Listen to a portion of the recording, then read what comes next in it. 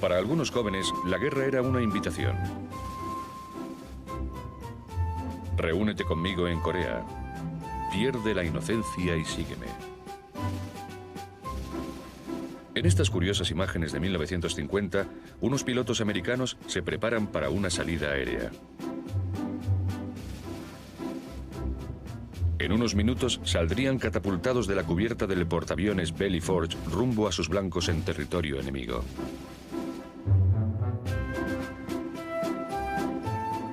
Algunos verían la muerte muy de cerca y recibirían la recompensa de media caja de whisky al ser rescatados del gélido mar.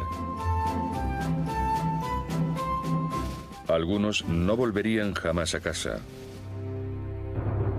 Y otros serían capturados y les lavarían el cerebro o les dejarían medio muertos en los campamentos de prisioneros. Todos los que lucharon en Corea perderían muy pronto su inocencia. La idea era que pensábamos que la guerra habría acabado al estallar el conflicto, que volveríamos a casa en 90 días. El coronel Bud Mahurin era uno de los muchos pilotos que fueron llamados a Corea para combatir la expansión del comunismo. Sus blancos eran pequeños y fugaces destellos de acero sobre el cielo gris a kilómetros de distancia.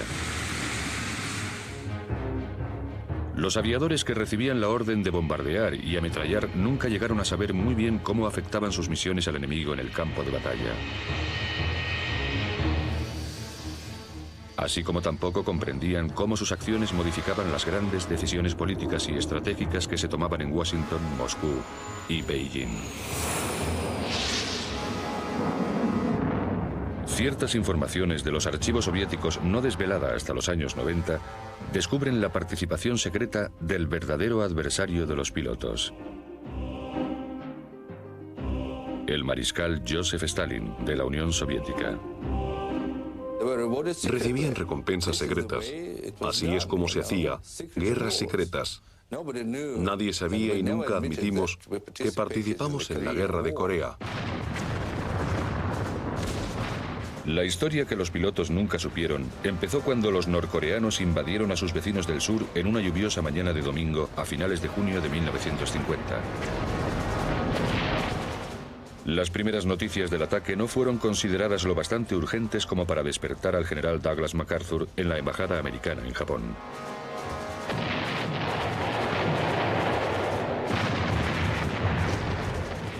El despertador del mundo había sonado, pillando a las democracias dormidas.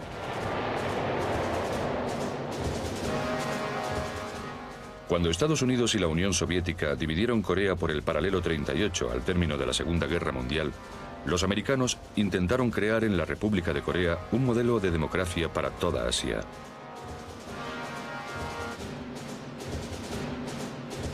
Sin embargo, en el industrial norte, los adiestramientos militares de estilo soviético forjaron un ejército norcoreano bien armado y bien equipado con 180.000 hombres.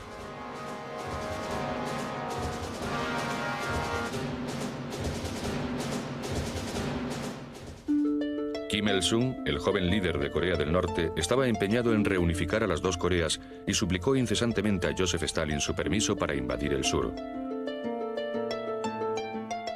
Intercambiaron más de 40 telegramas secretos en clave. Por fin, en abril de 1950, el anciano Stalin accedió a que Kim invadiese el sur. Estos comunicados secretos desvelan que ambos creían que se podía reunificar todo Corea a la fuerza. Para garantizar una victoria rápida, Stalin proporcionó en secreto asesores, equipamiento y municiones a los norcoreanos, como vemos en estas imágenes soviéticas.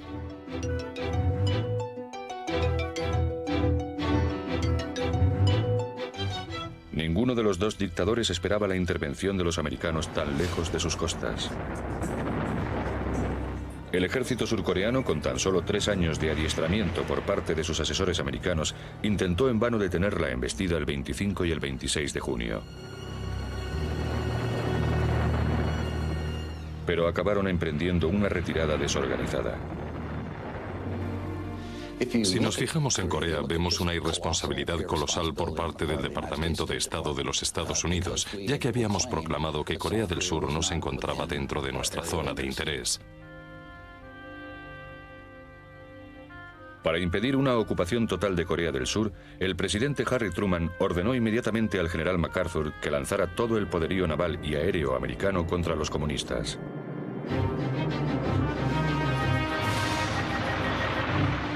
Los enormes e impenetrables tanques que Stalin había dado a los norcoreanos fueron el objetivo de los primeros ataques aéreos americanos.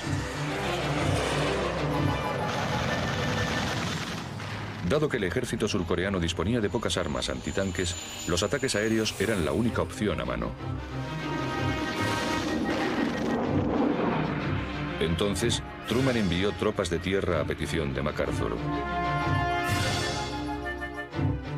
Pero estos nuevos soldados tardarían semanas en poder contraatacar.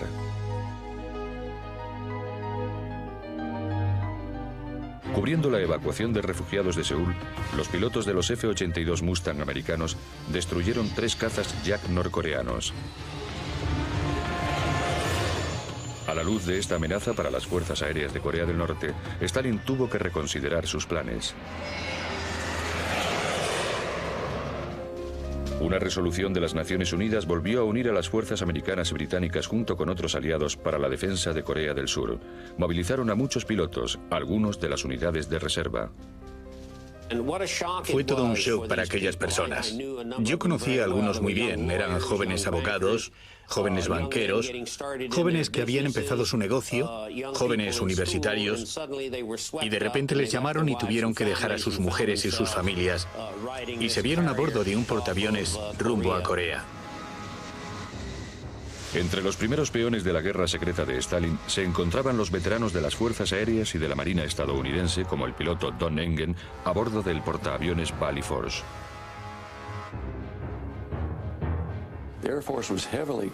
Las fuerzas aéreas aportaban un gran apoyo al combate por tierra con los B-51 y los P-80. Recorríamos toda la península de Corea y atacábamos a todos los blancos en movimiento que bajaban del norte. Tanques, camiones, tropas, que intentaban cortar el flujo de gente hacia Corea del Sur. Los bombardeos no eran la única misión de estas fuerzas aéreas montadas con precipitación.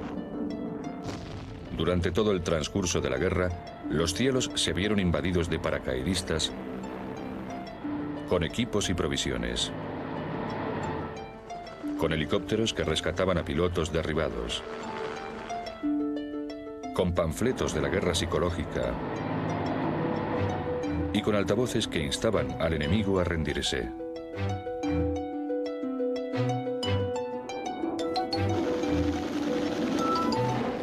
Los aviones aliados podían lanzarse contra los tanques soviéticos y eliminarlos con mucha mayor rapidez que los soldados, que intentaban abrir la escotilla para lanzar granadas dentro.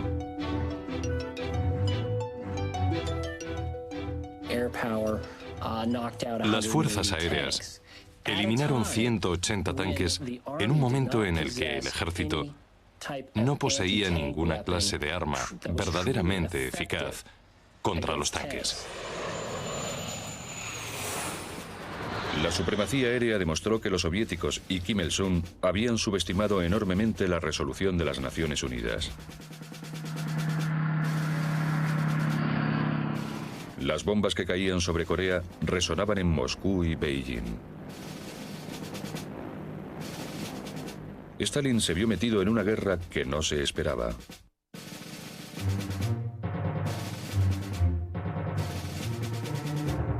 Envió una andanada urgente de comunicados secretos dirigidos a Kim Il-sung y Mao Zedong, líder de China. Los datos de los recién abiertos archivos rusos confirman lo que ya muchos sospechaban.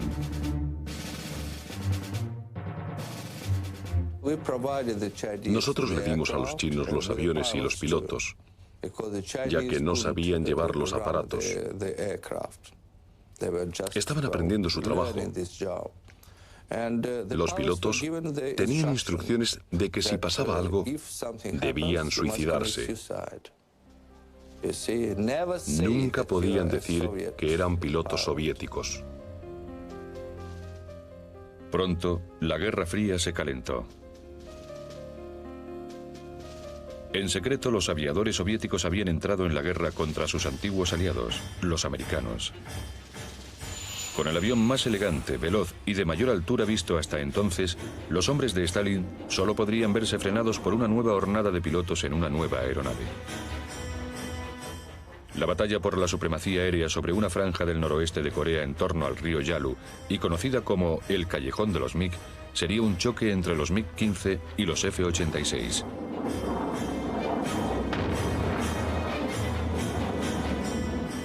Lo mejor de la Unión Soviética contra lo mejor de Estados Unidos.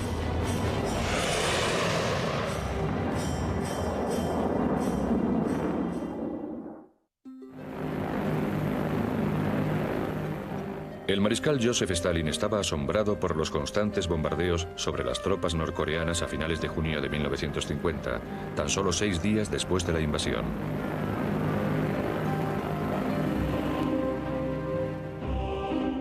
Con uno de sus nombres claves, Fin Shi, telegrafió a su embajador en la capital de Corea del Norte. Quería saber si el desmoralizado mando norcoreano seguiría con su avance. The attack absolutely must continue. The sooner South Korea is liberated, the less chance there is for intervention.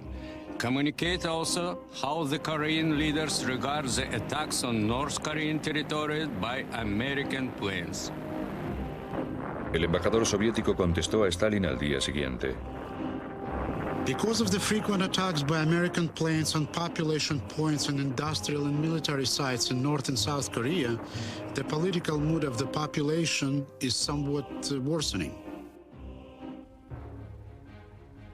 Kim Il-sung buscó humildemente consejo de sus asesores soviéticos acerca de cómo reagruparse tras los bombardeos americanos. Los chinos ya empezaban a criticar el error de los norcoreanos al subestimar las probabilidades de una intervención militar americana.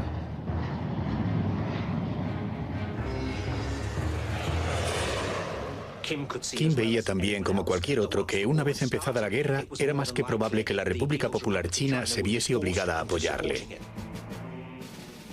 El 5 de julio, Stalin estaba tan alarmado por los bombardeos americanos que envió un telegrama a su ministro en Beijing. Stalin quería que Mao situase 9 divisiones chinas en la frontera de Manchuria por si acaso los americanos cruzaban el paralelo 38. A cambio, Stalin le ofrecía un limitado apoyo aéreo para proteger a las fuerzas chinas.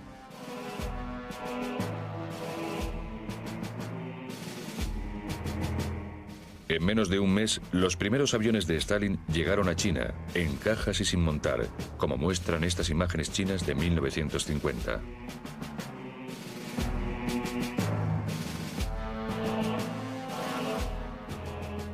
Una división de cazas equipada con 124 aviones, lo suficiente para cubrir a las tropas de Mao desplegadas cerca de la frontera, empezó a adiestrar a sus colegas chinos en las bases de Manchuria. Si bien la inconfundible huella de Stalin estaba presente en la guerra, nadie podía detectarla. Durante el verano de 1950, las fuerzas aliadas se vieron acorraladas tras el perímetro de Pusan. Pese a su superioridad de armamento, corrían el riesgo de ser expulsados al mar. La invasión de Incheon cambió todo aquello. Iniciado el 13 de septiembre, el veloz contraataque anfibio de MacArthur sobre las fuerzas norcoreanas empezó con un bombardeo de saturación desde el aire y desde el mar. Había que allanar el terreno sobre el que iban a desembarcar miles de marines. Se trataba de un asalto a gran escala y probablemente fue la primera vez en la que Estados Unidos entró de lleno en la guerra. Fue una auténtica genialidad por parte del general MacArthur y la Marina ofreció un apoyo total. El asalto a Incheon sentó las bases de la siguiente dinámica de la guerra, que consistió en la reocupación de Corea del Norte. El impresionante éxito de MacArthur impulsó al debilitado presidente Truman a darle la enhorabuena en la isla de Wake 4 semanas más tarde. También produjo una lluvia de comunicados entre Stalin, Mao y Kim Il-sung. Telegramas confidenciales, recientemente publicados, revelan sus miedos ocultos y sus órdenes secretas. Presa del pánico, los tres dictadores se vieron atrapados en una guerra de la que no tenían fácil escapatoria.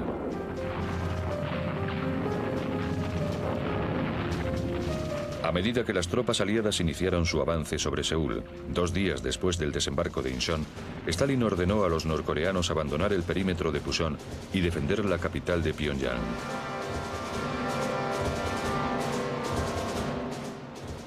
Ordenó a su ministro de Defensa que proporcionara apoyo aéreo, pero que lo mantuviese en secreto.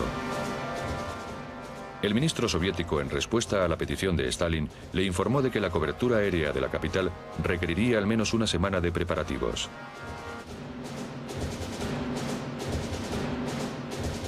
El ministro destacó que Rusia se jugaba mucho.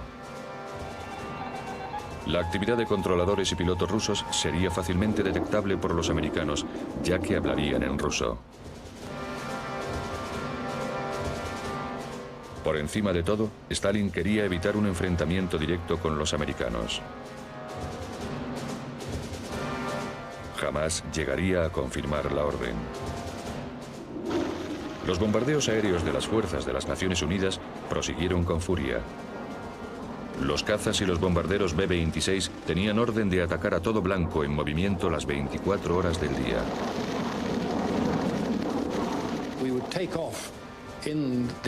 Despegábamos antes del amanecer y llegábamos a la zona escogida cuando los camiones aún llevaban puestas las luces, pero ya estaba amaneciendo, de modo que podíamos alcanzarlos.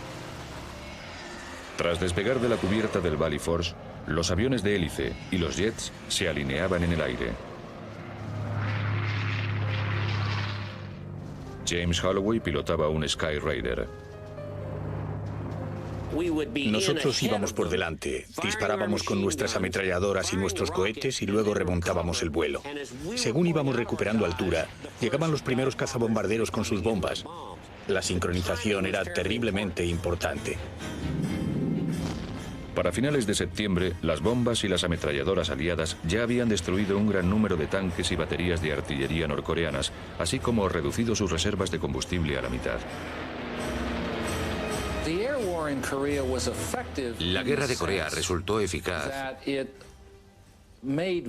el sentido de que dificultó enormemente el esfuerzo comunista por abastecer a sus tropas del frente. Tan solo 10 días después de la invasión de MacArthur, Stalin lanzó más telegramas furibundos a los asesores militares soviéticos en Corea del Norte, tachándoles de incompetentes en muchos aspectos. Las tropas norcoreanas recibieron la orden de salir del sur si podían reorganizarse a tiempo. El 27 de septiembre, Stalin recibió otro telegrama procedente de Pyongyang. The situation is severe. The Air Force has dominated the airspace without hindrance. Troops have suffered heavy losses, mainly from the enemy's air force. Communications was interrupted by the enemy's air raids. The Chinese railroads are overloaded. El embajador ruso telegrafió al ministro de Asuntos Exteriores, Andrei Gromyko, el 29 de septiembre. One can feel confusion and hopelessness. The military situation has worsened dramatically lately. Railroads do not function. Bridges and railway stations are demolished. Tras casi 2 semanas de combates intensivos, las tropas de MacArthur retomaron Seúl. Orgulloso, el general entregó la maltrecha ciudad a Syngman Rhee, presidente de Corea del Sur. En menos de 90 días, Corea del Sur había recuperado su estatus anterior a la invasión, principalmente por la abrumadora superioridad aérea. El debilitado y desesperado ejército norcoreano inició su retirada de Corea del Sur. Pero los chinos estaban tendiendo una nueva trampa a los imperialistas americanos.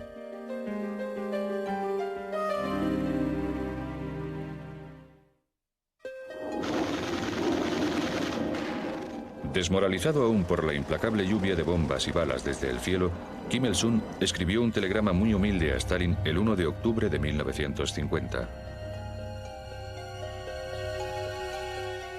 Mientras la tercera división surcoreana cruzaba el paralelo 38, Kim se lamentaba del abrumador poder de los americanos. The enemy's air force numbering 8,000 airplanes totally dominate the airspace. The enemy's air force impede the provisions of our supply. Communications lines are cut off.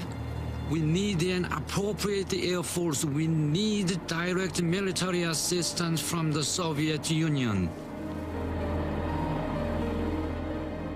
Kim no le mencionaba a Stalin que acababa de recibir un ultimátum del general MacArthur pidiéndole una rendición incondicional. Sería el primero de los dos que rechazaría Kim en una semana. Lo que más le preocupaba a Stalin era si podía salvar algo de las fuerzas norcoreanas. Y al pensarlo, vio que la única forma de hacerlo era involucrar a China. Stalin suplicó desesperadamente a Mao Zedong que desplegase las divisiones que había prometido en un principio junto al paralelo 38. Stalin esperaba que sus camaradas coreanos pudieran reorganizarse bajo la protección china. Entonces ordenó a Kim la evacuación de las tropas norcoreanas. Sin embargo, el 2 de octubre, Mao le dijo a Stalin que rechazaba el plan original de Stalin por el que debía mover sus divisiones hacia el sur. Ahora sabemos que Mao fue más allá todavía. Hasta quiso cancelar toda la guerra. Recomendó a Stalin que los coreanos debían sufrir una derrota temporal y convertir el conflicto en una guerra de guerrillas.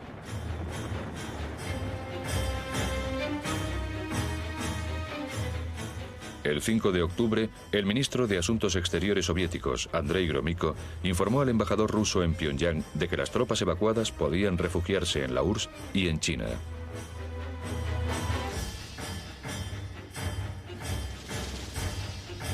Stalin estaba dispuesto a abandonar Corea con tal de evitar un enfrentamiento directo con Estados Unidos.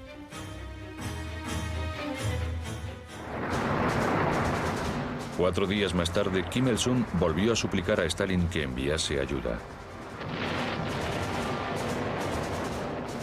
To be successful in a struggle against a strong enemy armed with the latest technology, we need to have thousands of trained pilots, tank and radio operators, and engineering officers urgently.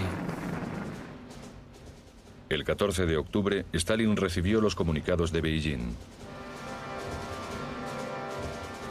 Tras un gran debate interno, Mao por fin había cambiado de idea.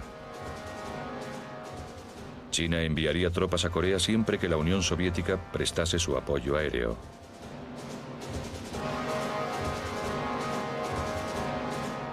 Aliviado por la decisión de China, Stalin contactó con Kim Il-sung.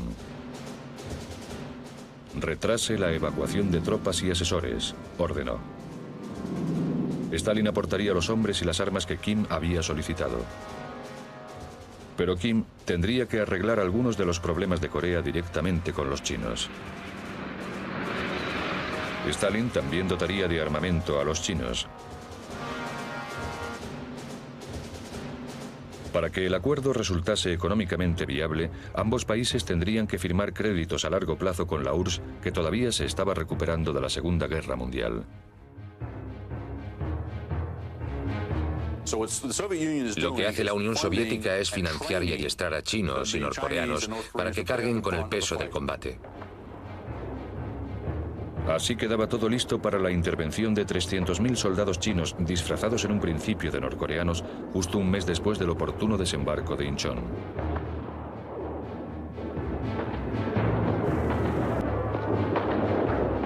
Una semana más tarde aparecían los primeros cazas soviéticos MiG-15 en los cielos de Corea del Norte.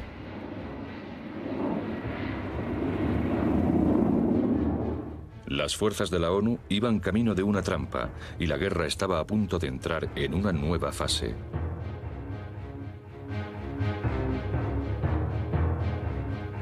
Uno de los documentos de los archivos soviéticos muestra que la división de cazas aéreos 151 recibió la orden de defender al 13º Ejército chino en torno a Andong, en la frontera con China. Los aviones soviéticos tenían estrictamente prohibido cruzar el río Yalu y entrar en Corea del Norte. Los pilotos rusos debían adiestrar a los chinos para que estos pilotasen los MiG. Aportaron algo así como 900 MiG-15 durante el transcurso de la guerra. Aportaron adiestramiento, aportaron control de tierra. Tenían controladores rusos en tierra, radares rusos, artillería rusa. China tenía muchos complejos industriales de gran sofisticación en la Baja Manchuria. Stalin los consideraba como una garantía de sus créditos y dio la orden de proteger estos nuevos activos de los bombardeos aéreos americanos. Los pilotos soviéticos recibieron la orden de hacerse con el control aéreo sobre el río Yalu, obstaculizar las fotos espía de los americanos, interceptar las hordas de bombarderos B-29 e impedir que los americanos atacasen las vías de tren y los puentes que bajaban de China. Si Stalin quería cumplir su promesa a Kim Il-sung y Mao Zedong, necesitaba una línea de abastecimiento en condiciones.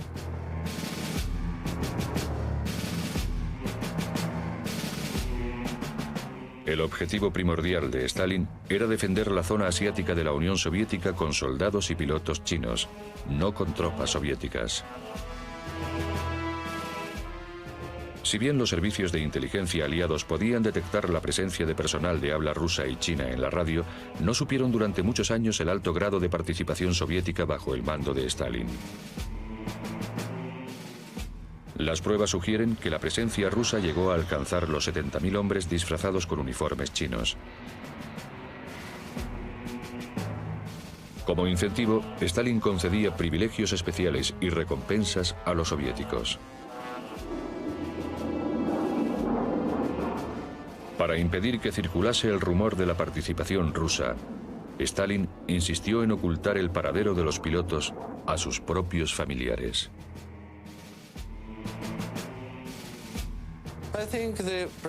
Creo que la práctica cuando derribaban a un piloto ruso es la misma que ahora. Dicen que le ha pasado algo, que al pobre le ha dado un infarto trabajando para su país y la mujer recibe un mensaje que dice que era un gran hombre y un gran patriota, pero nunca jamás revelaban la verdad. El engaño se completaba cuando se informaba a las familias de que sus maridos o padres se encontraban en una misión especial. Los pilotos a menudo morían a causa de, literalmente, una extraña enfermedad. Esta plaga de secretos artificiales ocultaba la verdadera causa de la muerte. Solo en la guerra aérea contra Corea pudieron los americanos aproximarse a identificar a sus auténticos rivales, matándolos uno por uno. La corazonada de que los enemigos eran rusos queda ahora confirmada con pruebas fehacientes.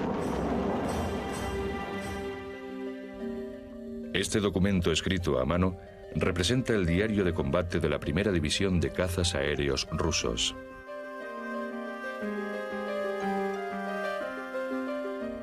Con su inicio, cuando los soviéticos lanzaron las misiones de defensa aérea sobre el río Yalu, registraba quién pilotaba, cuándo y dónde. Los soviéticos surcaron los aires casi todos los días en el callejón de los MiG. Desde el 1 de noviembre de 1950 hasta el otoño del 51 se trata de una guerra aérea soviética. Que nosotros sepamos, no había otros pilotos en el aire. Los soviéticos perdieron su primer MiG en diciembre de 1950. Pero seguían contando con más y mejores aviones que los americanos en aquella época. Irónicamente, el equipo de defensa de Truman estaba tan preocupado con la expansión soviética por Occidente que envió el mejor armamento del arsenal estadounidense a las fuerzas de la OTAN en Europa. Equipar a la OTAN contra una posible amenaza soviética era curiosamente más urgente que la llamada acción policial en Asia.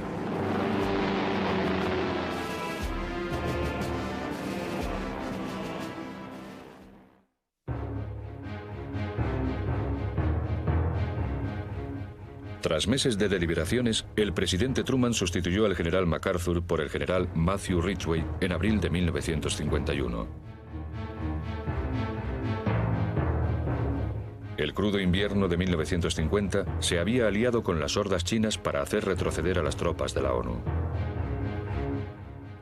Los pilotos aliados volvieron a probar suerte por los aires. El 7 de abril, los B-29 intentaron bombardear las líneas de abastecimiento que llegaban desde China, pero no pudieron escapar a la rapidez de los MiG y al fuego antiaéreo. Con MacArthur fuera de juego y el fiable Ridgway al mando, se enviaron bombas nucleares en secreto a Guam. Allí estarían más a mano para el nuevo comandante en jefe si la guerra sufría una escalada junto a la frontera china.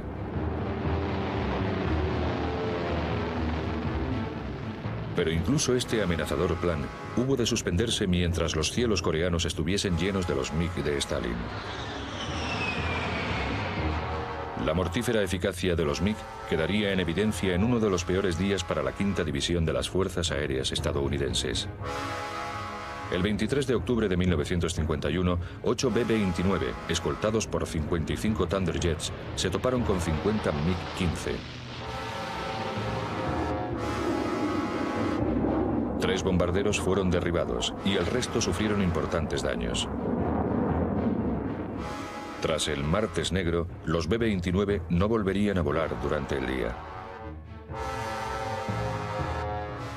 Parte del plan de Stalin estaba saliendo bien.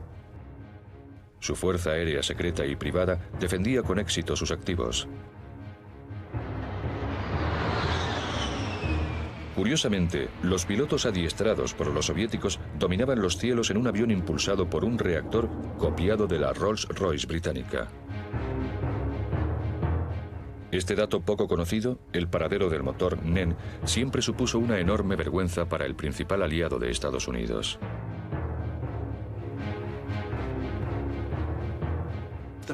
La mayor contribución que hace Inglaterra a la guerra es aportar el diseño del motor para los MiG-15. En 1945, cuando Inglaterra seguía buscando una política de llevarse lo mejor posible con la Unión Soviética de Stalin en la era de la posguerra, los británicos habían entregado a los rusos el motor NEN de la Rolls-Royce, un reactor mucho más avanzado que todo lo que tenían los rusos, como gesto de buena voluntad. Los soviéticos simplemente lo copiaron. El 1 de diciembre de 1951, Truman, sometido a fuertes presiones, envió más reactores F-86 Sabre a Corea, alcanzando un total de solo 127.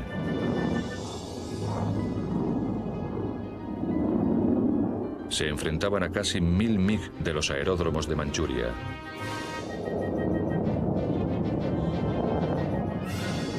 Ningún otro avión podía competir con el ágil caza MiG.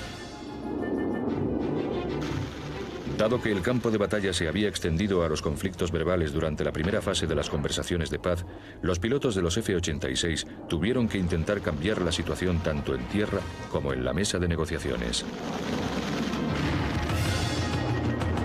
Si los pilotos de la ONU, mediante nuevas tácticas, conseguían borrar a los MiG del cielo, los B-29 podrían volver a volar e interrumpir las líneas de abastecimiento y destruir los puentes y túneles para trenes. Luego podrían lograrse mayores concesiones en la guerra de las palabras. De nuevo, el resultado de la guerra dependía de unos pilotos armados con nuevas tecnologías. El F-86 Sabre era un avión maravilloso.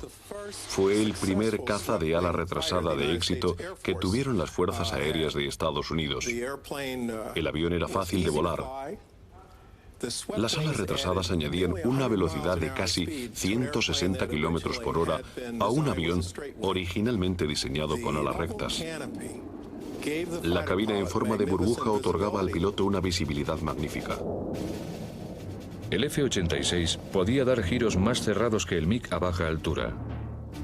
A gran altura disponía de casi el doble de capacidad de ascensión. Si bien era más pequeño y ligero, su rendimiento se veía mermado por su inestabilidad a gran velocidad. Pero el piloto de pruebas más famoso de Estados Unidos, Chuck Yeager, había probado a bordo del Bell X-1 una nueva ventaja para el F-86 Sabre, un estabilizador horizontal móvil.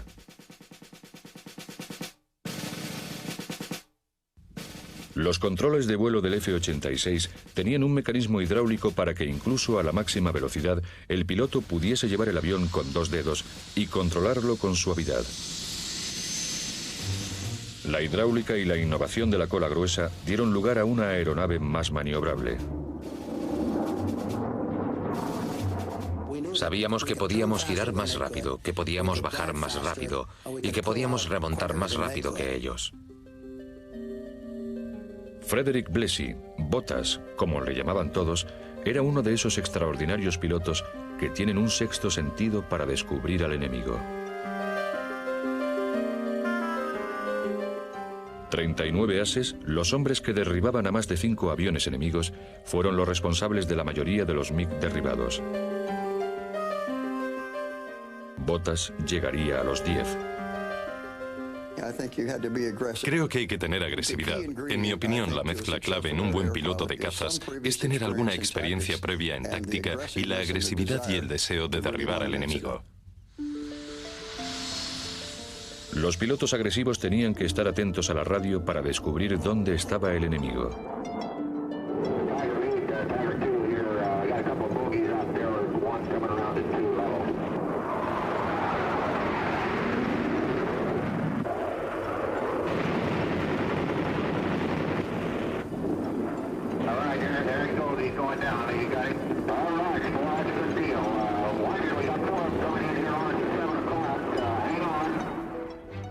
Como si estuviesen enganchados de forma invisible, el escolta y el jefe realizaban complicados loopings y giros, bajadas en picado y subidas durante muchos kilómetros y a la velocidad del sonido en maniobras completamente sincronizadas, mientras que el jefe mantenía al enemigo en su punto de mira.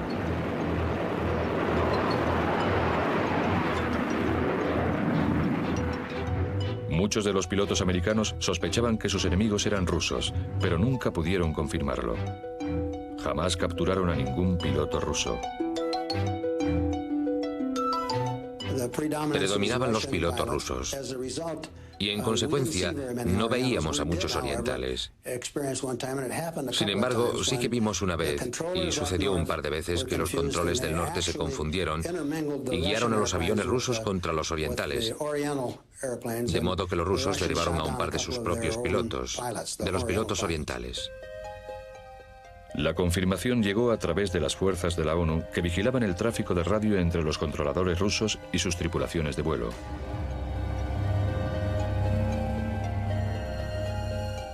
Los soviéticos se tomaron enormes molestias para que no se supiese su intervención en la guerra, hasta el punto de, en una ocasión, matar a uno de sus pilotos que había sido derribado en el mar.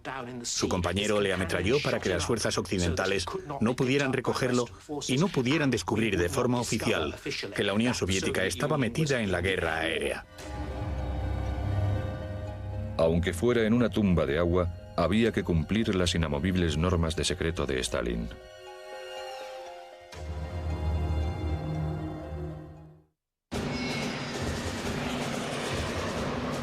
Al tratarse de una guerra limitada, eran necesarias ciertas reglas de combate.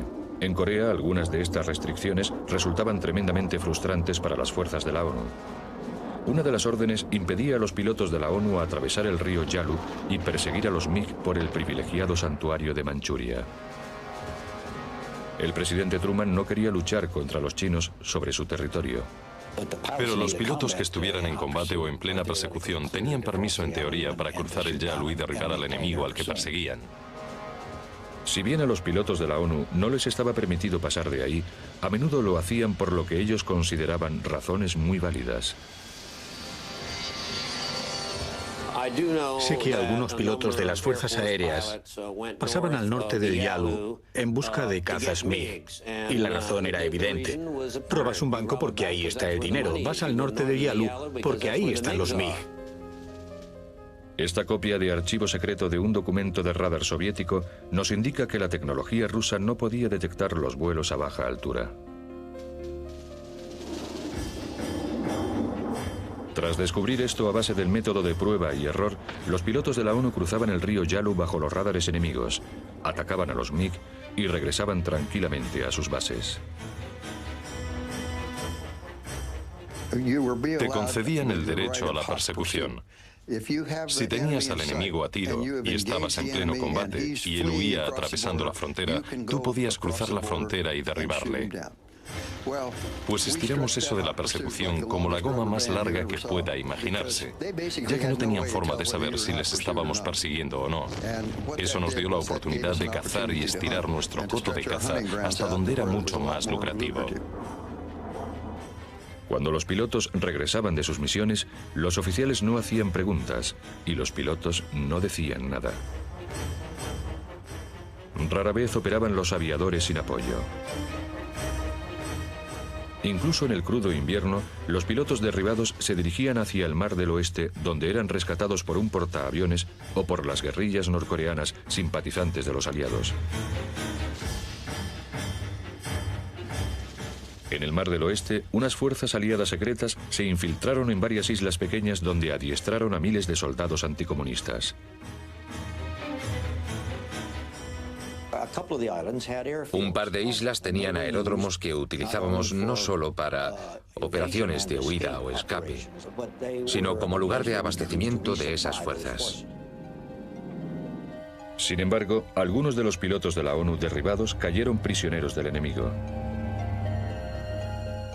En general, los primeros prisioneros de guerra recibieron un trato despiadado. Muchos serían descubiertos más tarde atados, rajados por bayonetas y enterrados en fosas comunes junto a la carretera, víctimas de las atrocidades de los norcoreanos.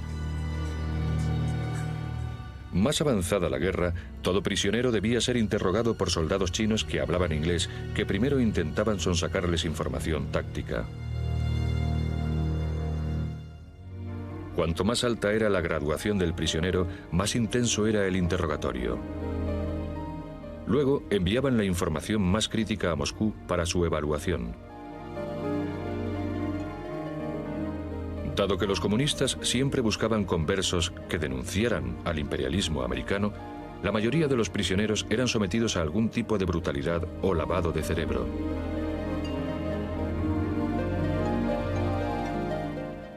Como parte de los informes diarios, los aviadores debían informar a sus captores de todo lo que quisieran saber, ya que ello no afectaría al resultado de la guerra.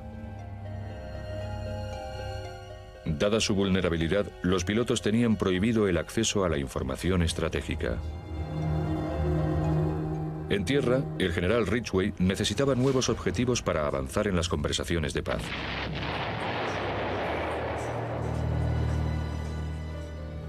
La quinta división de las Fuerzas Aéreas estadounidenses bombardearon los activos de Stalin en Manchuria, las plantas hidroeléctricas y los ancestrales sistemas de regadío que aportaban los alimentos a los norcoreanos.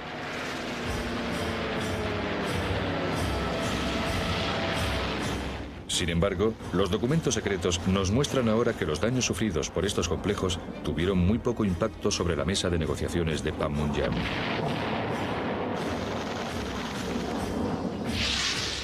Los pilotos de la ONU alteraron por completo el transcurso y el resultado de la guerra.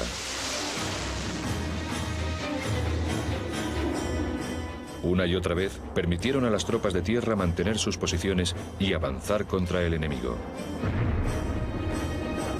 Los bombardeos habían ralentizado al adversario y le habían amargado la vida, pero no le habían parado.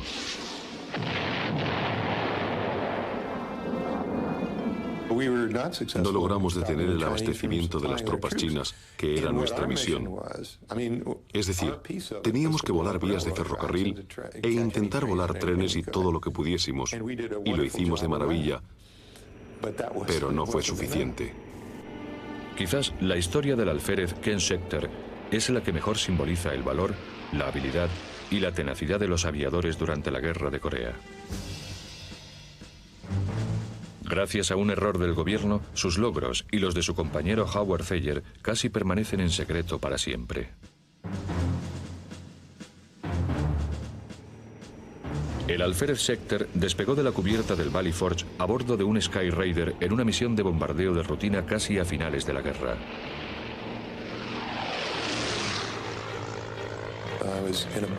Iba volando como a unos 1000 pies, camino de soltar mi bomba, y oí una explosión gigantesca. Lo que había sucedido es que un proyectil antiaéreo me había estallado en la cabina. Seguro que estuve inconsciente un par de minutos, pero al despertar estaba ciego. Noté que tenía este labio colgando. Tenía toda la cara destrozada por la metralla.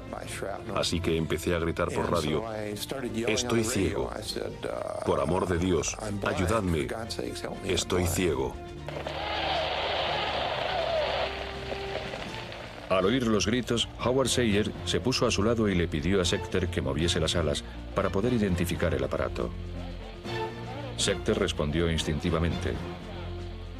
A lo largo de los siguientes y tensos minutos, Thayer habló con su compañero por radio. Schechter no podía ver, perdía sangre y estaba medio inconsciente.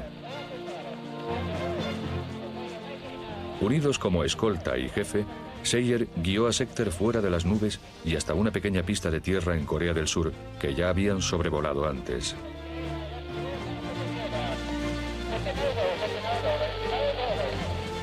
A bordo del portaaviones, mientras preparaban la cena, captaron la conversación y enviaron a un helicóptero a rescatar a Schechter.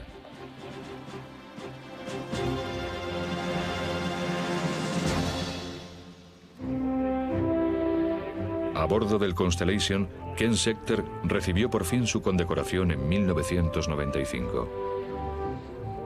Con la viuda y los hijos de Howard Thayer presentes junto a la familia del propio Schechter, fue condecorado con la Cruz del Mérito de la Aviación. Aunque tardaron más de 43 años, ambos pilotos quedaron unidos para siempre en los cielos de Corea del Norte.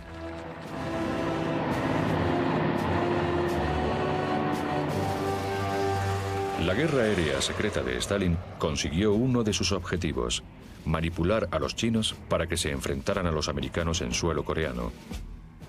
Pero sin querer, transformó a un potencial rival comunista en un socio incierto.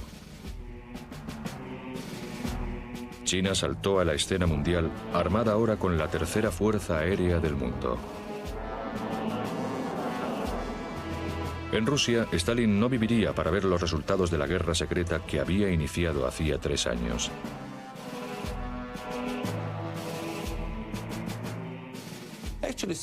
En realidad, el secreto fue una de las claves del régimen comunista de aquella época.